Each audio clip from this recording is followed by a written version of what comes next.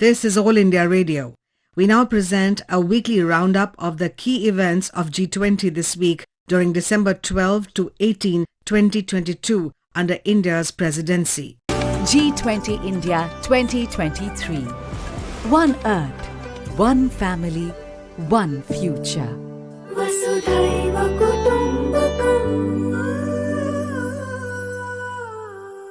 The G20 in India deliberations for Sherpa track in Mumbai and for the finance track in Bengaluru were the highlights of the week.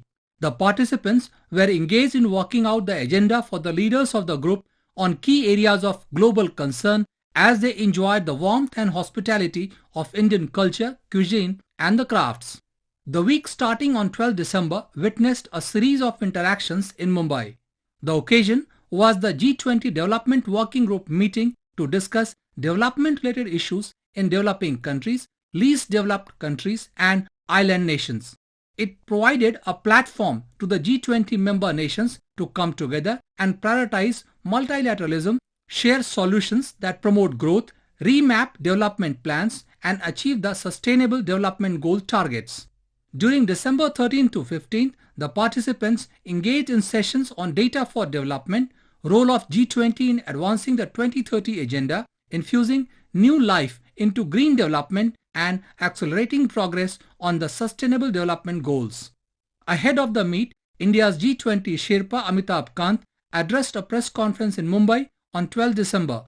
He said the country's vision for the Development Working Group meeting is to share India's human-centric Sustainable Development Goals story and citizen-centric governance. We are meeting at a point of time when the world is in the midst of a turmoil. Global growth has slowed down. Vast number of people going below poverty line because of COVID. Over 100 million people have lost their jobs. 70 countries have been impacted by global debt. There's a huge crisis of climate finance and climate action. The global supply chains are disrupted.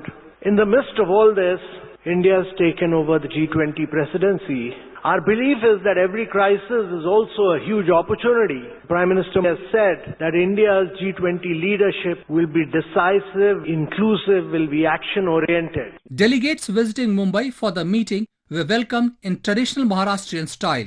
Brihan Mumbai Municipal Corporation decorated the city with banners and posters welcoming the delegates and showcasing rich heritage of Maharashtra.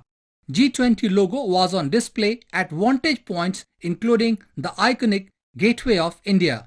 What you're seeing in Mumbai really is a manifestation of that desire that when G20 delegates come from the most influential countries from around the world, they see a face of India which is the new India, which is a vibrant, dynamic and an India which is ready to move forward. And I must give credit to the Maharashtra government and the Brihan Mumbai Municipal Corporation. They have really pulled out all the stops to make Mumbai a very welcoming and presentable destination. India's G20 Chief Coordinator Harshvardhan Shringla spoke about the importance of G20 and India's cultural heritage. He outlined the priorities at the meet. Well, as you said, this is an iconic location. This is right on the westernmost tip of India. Mumbai is in many senses considered to be the gateway of India. It is the international face of India. So when delegates come here, this is where they see the intersection between India and the rest of the world. So as we engage the world, with greater and greater confidence today, I think it's important also to show them that this is where we start engaging the international community. Delivering the welcome address on day one of the meeting, India's G20 Sherpa Amitabh Kant said India has started several initiatives. These include Data Governance Quality Index for ushering in good data governance ecosystem and use of data for transforming aspirational districts in the country. Minister of State for Electronics and IT, Rajiv Chandrasekhar, addressed the gathering and showcased India's achievements. He said India will soon begin to assemble large troves of anonymized data sets collected and harmonized under National Data Governance Framework Policy. This will be used with vast community of startups, researchers and artificial intelligence ecosystem. Mr. Chandrasekhar said the digital economy should be viewed through a combined prism of trust and protection. CEO Niti Aayog Parameshwaran Iyer made a presentation on Mission Life. He said India's aim is to mobilize 1 billion people to take individual and collective action against climate change through 2022 till 2028. On day 2, discussions were focused on accelerating progress on the Sustainable Development Goals. In a video message, India's Foreign Secretary Vinay Mohan Kwatra highlighted India's responsibility as the voice of the Global South, one which represents accurately the multifaceted interests of the developing nations of the globe. It was followed by India's DWG co-chairs who outlined India's agenda, including the impact of current disruptions in food, energy and financial markets. Issues ranging from digital transformation, green transitions and women-led development came up for discussion. The deliberations on the third and the final day underlined the importance of harnessing data for development and collective action on climate change. On the softer side, the delegates visited Canary Caves on the outskirts of Mumbai to wrap up the Mumbai leg of the Development Working Group, which is one of the 13 working groups under G20 Sherpa. India's IT hub Bengaluru was the host city for the first meeting under the finance track of G20. The delegates from G20 member nations, invited countries and international organizations gathered at the G20 finance ministers and central bank deputies meeting from 13 to 15 December. Karnataka Tourism Department laid out a red carpet for the international delegates from over 35 countries. Yakshagan and caparism elephants were the star attraction for the visitors. Guests were given a sneak peek into the tourism destinations and startups in the tech world of Karnataka. They enjoyed the excursion trips to Hampi as well.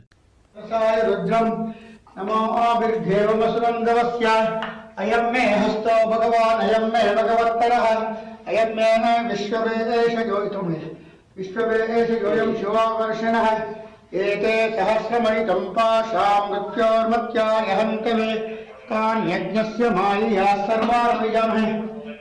The G20 finance track meeting in Bengaluru discussed key issues of relevance for the global economy, the international financial architecture, infrastructure development and financing, sustainable finance, global health, international taxation and finance sector issues including international taxation were high on the agenda.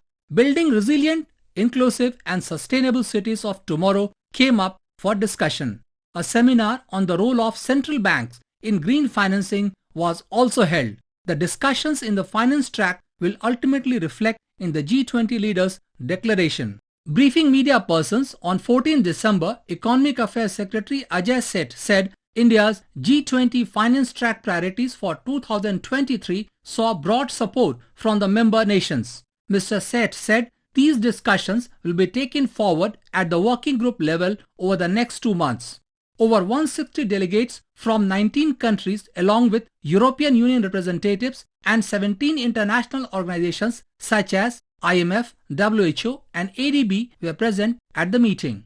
These discussions will pave the way for the first G20 finance ministers and central bank governors meeting, which will be held from 23rd to 25th of February in Bengaluru. The meeting was conducted over 2 days with the aim of seeking the views of G20 members on India's G20 finance priorities of 2023 across various work streams. 2 side events on strengthening MDBs to address shared global challenges of the 21st century and the role of central banks in managing climate risk and green financing were also held on its sidelines. The physical presence of most G20 delegations, invitees and international organizations in Bengaluru demonstrates the global commitment to supporting India's G20 presidency, particularly amid the challenging global economic environment. This meeting held in Bengaluru was spread over 7 sessions. During the first session on the global economy and framework working group priorities, G20 members discussed global challenges including global inflation, food and energy insecurity, financial stability and macroeconomic implications of climate change.